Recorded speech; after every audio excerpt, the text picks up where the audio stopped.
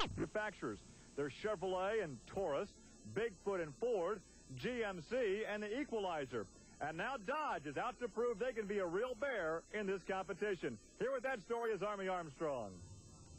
One of the first traveling professionals in the sport of monster truck racing comes out of the state of Illinois.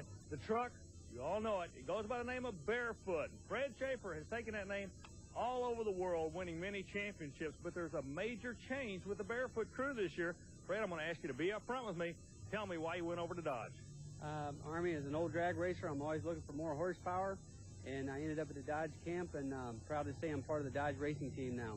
Think you can be competitive with these guys? Brand new truck, new engine combination, everything on the vehicle we understand is manufactured by the Mopar people. It's 100% Dodge, we understand.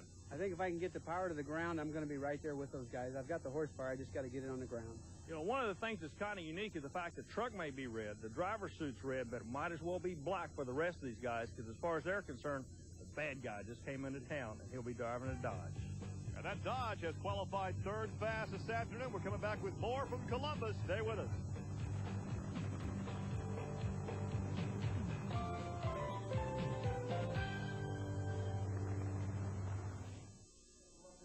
We are in Columbus, Ohio today, where Ford Trucks present the PENDA four-wheel and off-road Jamboree Spring National, the part of the BF Goodrich Performance Series. Gary Lee along with Army Armstrong as we take a look now at round one. Bigfoot, the fast qualifier against the Carolina Crusher, and Snakebite will go side by side with Tropical Thunder. Then it's Barefoot, the brand new truck against the Keystone Cruncher, and Equalizer will pair up with Moving Violation. Nightmare against King Crunch, and Taurus against No Problem. So round one, the fast qualifier is Bigfoot, and he will go up against Gary Porter's Carolina Crusher, only qualified 7th. A bit of a disappointment for Gary. You know, Gary he's kind of spooked in qualifying. I don't know what the problem is. He's not where he wants to be. The top half of the field runs against the bottom half of the field. He's the first guy in the bottom. That puts him against a quick qualifier of the day, none other than the old big blue Bigfoot. Yeah, you talk about new trucks. This is Bigfoot 10. This is the latest creation from St. Louis in the stable of Bob Chandler. Bigfoot 10, another two-frame race truck. With the engine in the rear. That's one of the big changes on the 10 truck. The engine went to the rear. Porter in the Chevrolet keeps the engine in the front. Oh, he got the hole shot. Porter got the hole shot. He leads Bigfoot, but here comes Bigfoot, and Andy Brass may have won it. He caught him in the air, Gary, right at the finish line on the second jump. He literally flew past him. How did he ever win this round? Now watch this. The whole shot belongs to Gary Porter right here. The Chevrolet has the advantage over the Ford. Gary Porter leads. They get to the second set of cars, and in the air, Andy Brass takes the victory. It's official. Here's Gary. Gary, if I was a betting man, I would have bet that win went to you, but that's not the word we're getting. I thought it did. You know, when we crossed the finish line, I looked over and I thought I was in front of them, but you really can't tell, you know, on a race that close. The judges said he won, so we'll just have to let it go with that and come back another day. Well, he can take a look at the videotape because, indeed, the video shows that Gary Porter lost by 12 to 18 inches. A good crowd on hand here in Columbus. We continue with round one competition. There's a look at the white Tropical Thunder. That's Wayne Smozanik out of Jupiter, Florida. Gary, you know, there's something interesting here as he backs up. Chassis research, the decal on the back quarter panel, they're normally involved in the sport of drag racing, but there's a lot of technology coming over from that sport into this sport. Smozanik has teamed up with these guys in Florida, trying to put together a new chassis combination, but who does he go up against? The bad boy himself out of Culver Creek, Colorado. Snakebite, Colt Cobra. This is actually a Ford with all the trick fiberglass doghouse in front of that. And last season, his bark, if you will, was worse than the bite. But this year, the snake has some bite. Yeah, he's got some venom in them fangs this year. And the snake gets the whole shot as Wayne Smozanik is in trouble. He is out of control. He hits the Hydra barriers. They do their job, and that's exactly why they're there. Yeah, the Yodox safety system was designed specifically for that, to absorb the energy of these 10, 12,000-pound monster trucks, and they did it. Wayne is okay. The helmet is off, trying perhaps to figure out what precipitated the off-course excursion. He, of course, was disqualified. Let's take a look again. They're coming right at you. The left lane, Wayne Smozanik and Tropical Thunder. Over the first set of cars, he gets in trouble right here. Something bends in the truck. That's what causes it to go, because the driver, look at the front wheels are straight, but the truck is going to the right. Well, he is disqualified, obviously. But no damage to the driver and perhaps very little damage to the truck. Well, Gary, we were talking about the truck and the new technology here. This is the latest state-of-the-art truck.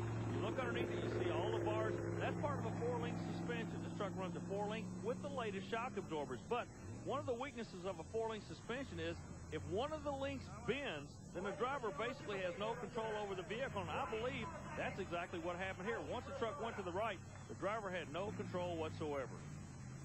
All right, he is caught up with Army Armstrong. Let's go trackside. All right, do you have any idea what happened on the run?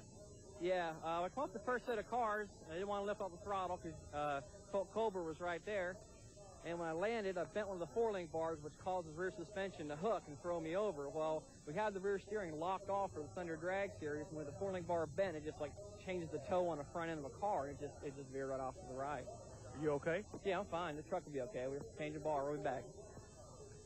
And the track crew will fill those hydro barriers up with some water, and we're ready to go racing as round 1 competition continues here in the Spring Nationals from Columbus, Ohio. There's a look at Dan Patrick in the Keystone Cruncher. Dan, a man that has been behind the scenes, but certainly no stranger to this sport. He has to be one of the best kept secrets in the sport. I would say he has been involved in the construction of about 85% of these trucks that are running. Now, this one is the exception. Fred Schaefer, lone wolf. He's built everything on his truck with Mopar parts, trying to make a good impression for his new Chrysler sponsor, Gary.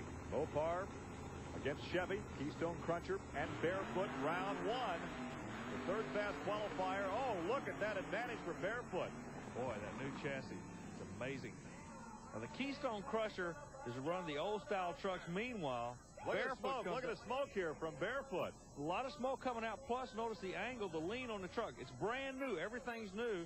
I'm sure everybody's trying to figure out what kind of smoke is it, engine smoke, transmission smoke, why is the truck leaning? But I tell you what, to be a new kid on the block, Fred Schaefer stepped out and is going to play hardball all afternoon long. Look at that clear of the last set of cars. Well, of course, he takes the victory. The concern now is for the smoke spraying from under that truck. There may be a problem. Let's go trackside, Army Armstrong. Well, Gary, we got a problem down here in the pit area. I say we don't have the problem. Fred Schaefer's got a problem with the new Dodge vehicle. They're making all kind of horsepower. That's what he wanted, but they've got some kind of an oil leak. He and the crew are going feverishly trying to figure out where the oil leak is.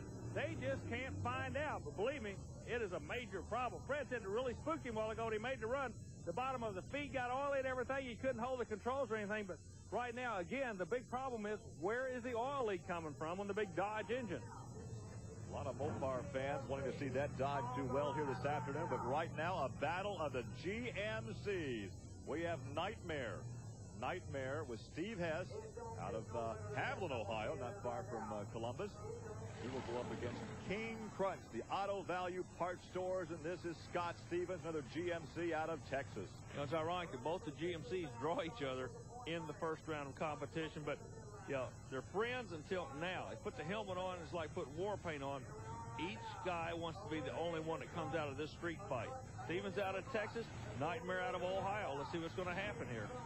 Well, of course, with the bracketing, it was the 6th fastest qualifier Nightmare against the 12th fastest qualifier King Crunch, and it's King Crunch by a fender. And he uses all the shutdown area and then some. Yeah, again, notice the lean. These fellas are running these, what they call Custer shocks, okay, or experimental shocks, and the trucks are not rebounding. They'll rebound one time. Right now, the shock will come back real quick, but after the second jump, the trucks will have a tendency to lean over or tip over, if you will. The drivers are trying to get used to that. So King Crunch takes that victory. Will advance to round 2 competition. We look at Eldon Depew in Taurus, a Chevrolet truck out of Granite City, Illinois, right across the river from St. Louis. And he goes up against the new No Problem. Now, Eldon Depew and No Problem, that's kind of like a family affair, if you will. No Problem has a new sponsor with the HPX Fastener Company, John Moore, his wife Heidi, their daughter Jill. On the other side of the ledger, Taurus, it's a family operation with Jack Wellman and his nephew Eldon Depew. So, family feud, if you will. Gary, let's see who's going to win it. Well, it's Ford against Chevrolet, and a good job by Taurus. And Taurus takes the victory over No Problem. Well, John Moore and his crew will have their day. It will not be the day in Columbus, though. This kid's going to the next round in the Chevrolet. We're ready now for round 2 competition as we take a look at the jubilant Colt Cobra. We're coming back. Stay with us.